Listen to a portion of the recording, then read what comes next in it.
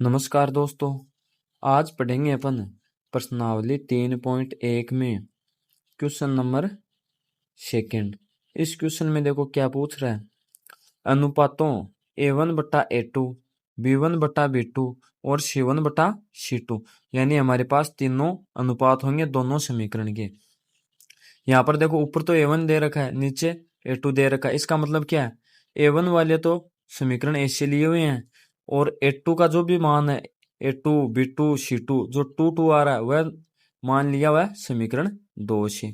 आगे देखो क्वेश्चन में क्या बोल रहा है कि तुलना कर ज्ञात कीजिए कि निम्न समीकरण युग्म द्वारा निरूपित रेखा, मतलब इन समीकरण युग्म से दो रेखा बनेगी। एक तो समीकरण फर्स्ट से बनेगी, एक समीकरण सेकंड से बनेगी। वो रेखा क्या होगी, एक बिंदु पर प्रतिच्छेदी होगी, यानी वो रेखा दोनों रेखाएं किसी एक बिंदु पर प्रतिच्छेद करेगी, या समांतर होगी, और या संपाती होगी। संपाती का मतलब एक रेखा दूसरी रेखा के ऊपर से गुजरे, ये ज्ञात करना है हमें। हमारे पास क्या दिया हुआ है, हमारे पास दो समीकरण दी हुई है, उनसे हमें इन अनुपातों वाली विधि से ये ज्ञात करना है कि रेखा किस प्रकार होगी। मतलब इन दोनों समीकरणों से जो रेखा बनेगी वो हमारी रेखा क्या होगी, प्रतिच्छेदी होगी, समांतर होगी या संपाती होगी। उसके लिए देखो क्या करना है, उसके लिए आपको बेसिक क्लास में बताया था, एक बार फिर से बताते हैं। हमारे पास है A1 बटा A2 बराबर B1 बटा B2 बराबर C1 बटा C2। अगर ये तीनों मान अनुपातों में बराबर नहीं आए तो हमारी रेखा क्या होगी, प्रतिच्छेदी। रेखाएं कैसी होगी, प्रतिच्छेदी, यानी दोनों समीकरणों से जो रेखा आएगी वो एक दूसरे को प्रतिच्छेद करेगी। और अगर इन तीनों अनुपातों के मान A1 बटा A2 बराबर B1 बटा B2, ये दो तो बराबर आ जाएं और तीसरा अनुपात का मान बराबर नहीं आए C1 बटा C2, तो रेखाएं कैसी होगी हमारी, यहाँ पर हमारी रेखाएं समांतर होगी, रेखाएं समांतर होगी। और नंबर 3 पर है, नंबर 3 पर अगर रेखाएं A1 बटा A2 बराबर B1 बटा B2 बराबर C1 बटा C2, अगर तीनों अनुपात हमारे बराबर आ जाएं तो यहाँ पर रेखाएं होंगी समपाती। मतलब यहाँ पर तो दो रेखाएं आएंगी, वो होंगी प्रतिच्छेदी, किसी एक बिंदु पर प्रतिच्छेद करेगी।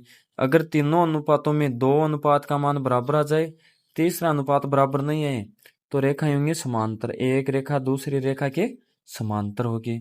अगर तीनों अनुपात बराबर आ जाएं तो एक रेखा दूसरी रेखा के ऊपर से गुजरेगी। ये हमारे 3 सूत्र। ये देखो कैसे लगाते हैं और कैसे काम में लेते हैं वो देखेंगे अपन। इनको समझने से पहले देखो हमारे पास A1, B1 और C1 मान है।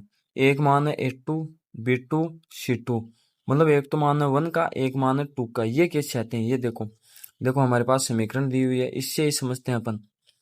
जो पहली समीकरण होगी उससे जो जो मान लिए हमने वो तो होंगे 1, क्योंकि पहली समीकरण है तो इसको 1 नाम दे दिया। और जो दूसरे समीकरण है इससे जो जो मान हम लेंगे वो होंगे 2, इसके आगे क्या लगाएंगे 2, ताकि हमें पता चल जाए कि ये मान पहले समीकरण से लिया हुआ है और ये मान दूसरे समीकरण से लिया हुआ है। अब देखो यहाँ पर A1 है, B1 है और C1 है, ये मान आएंगे कहाँ से, हमने पिछली क्लास में पढ़ा था, एक बार फिर से बताते हैं। देखो हमारे पास समीकरण नंबर फर्स्ट है, इसमें हमने पढ़ा था जो अक्ष के गुणा में होगा वो तो होता है 1 का मान। अब देखो अक्ष के गुणा में क्या है, अक्ष के गुणा में क्या है 5 है, तो यहाँ पर 1 का मान क्या हो गया 5 हो गया। समीकरण फर्स्ट ले रहे हैं तो इसके आगे A1 लगा दिया। और क्या पढ़ा था, जो y के गुणा में होगा वो होगा b का मान। y के गुणा में क्या है, यहाँ पर y के गुणा में हमारे पास -4 है, तो यहाँ पर b1 1 लगा दिया समीकरण 1 के कारण, b1 का मान है -4, ये हो गया b1 का मान। A1 समझ में आ गया, B1 समझ में आ गया। अब देखो C1, C1 हमने पढ़ा था अचर संख्या, मतलब जिसके साथ एक्स वाई जेड के मान ना आए, केवल संख्या है, वो होता है C का मान, जिसको अपन बोल रहे हैं फर्स्ट समीकरण के कारण C1। C1 का मान हमारे पास यहाँ पर केवल संख्या कौन सी है 8, तो ये हो गया C1 का मान। अब समझ में आ गया A1, B1 और C1 के कौन कौन से मान होते हैं। A1 का होता है x का गुणांक, x का गुणांक समीकरण 1 में है 5। B1 का मान होता है y का गुणांक, यहाँ पर समीकरण 1 में y का मान है -4 और c1 का मान होता है अचर संख्या 8, अचर संख्या 8 है। इस प्रकार हमने मान ज्ञात की। अब देखो अपन क्वेश्चन समझते हैं। जो बेसिक बातें थी वो तो हमने समझ ली। अब अपन देखेंगे क्वेश्चन अगर तीनों क्वेश्चन समझ में आ गए तो इस क्वेश्चन नंबर 2 में जितने भी क्वेश्चन है वो सब क्वेश्चन समझ में आ जाएंगे। अब अपन देखते हैं question number first. Question number first में हमारे पास है समीकरण दी हुई है। समीकरण फर्स्ट है हमारे पास 5x - 4y + 8 = 0। इस समीकरण से अपन मान ज्ञात करेंगे।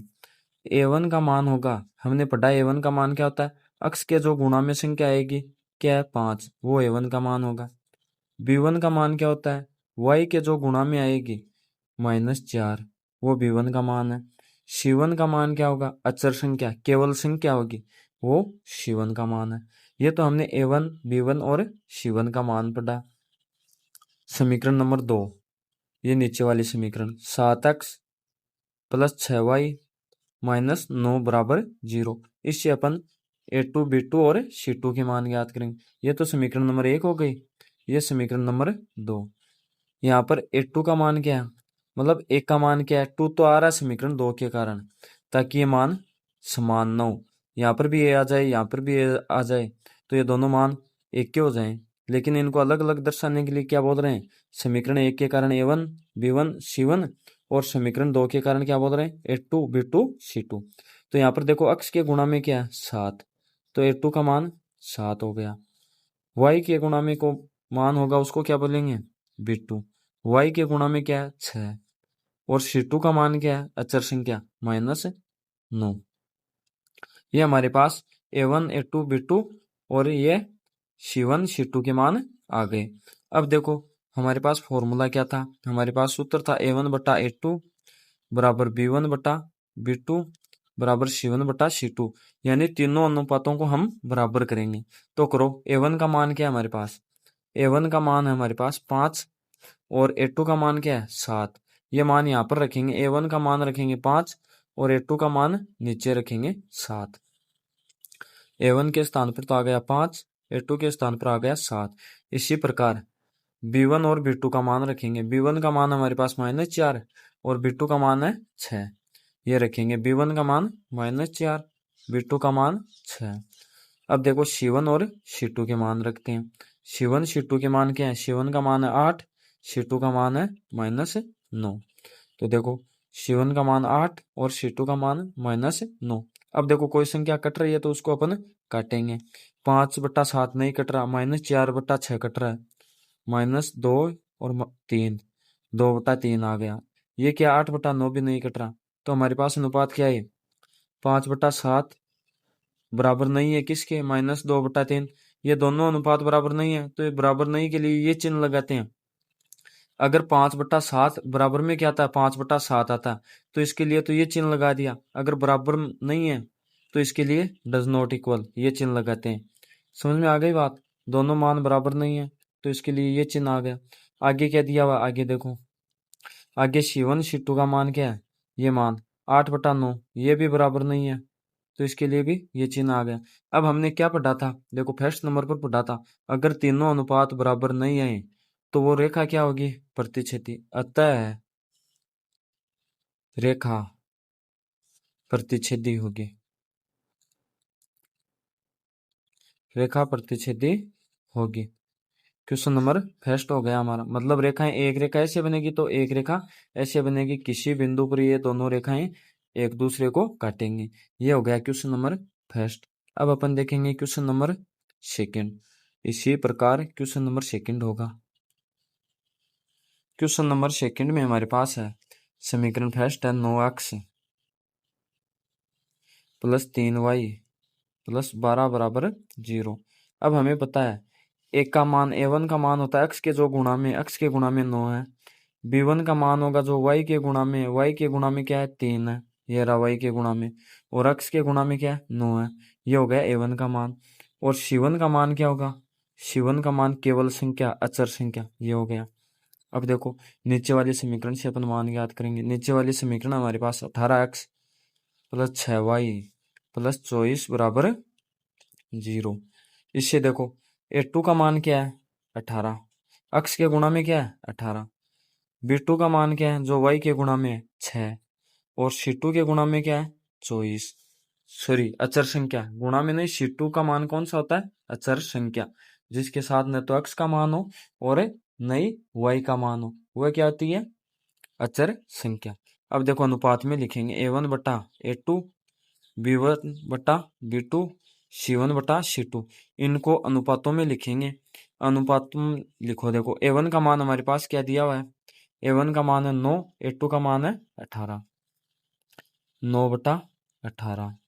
b1 का मान क्या है, b1 का मान 3, b2 का मान 6, इसको भी अनुपात में लिख दो 3 बटा 6। c1 बटा c2 क्या है 12 और 24, इसको भी अनुपात में लिखेंगे 12 और 24। अब देखो कट रहा है क्या, 9 की टेबल में 18 है क्या, आता है क्या, 9 एकम 9, 9 दूनी 18, ये कट गया 1 बटा 2 हो गया। अब देखो 3 की टेबल में 6 आता है क्या, 3 एकम 3, 3 दूनी 6, 12 की टेबल में 24 आता है क्या, 12 एकम 12, 12 दूनी 24। अब देखो हमारे पास मान क्या है, पहला तो आया 1 बटा 2 कटकर, बराबर का चिन्ह 1 बटा 2, दूसरा मान, तीसरा मान क्या है 1 बटा 2, इसके भी बराबर का चिन्ह आएगा बीच में। तीनों मान बराबर आ गए, तो तीनों मान अगर बराबर होंगे तो हमने क्या पढ़ा था समपाती, अतः रेखाएं क्या होंगी, अतः रेखाएं समपाती होंगी। समपाती का मतलब एक रेखा दूसरी रेखा के ऊपर से गुजरेगी। ये क्वेश्चन नंबर हमारा सेकंड था। अब अपन देखते हैं क्वेश्चन नंबर थर्ड, लास्ट का क्वेश्चन हमारा, question number third. Question number third में समीकरण है 6x माइनस 3y प्लस 10 बराबर 0। इसमें देखो a1 का मान क्या है,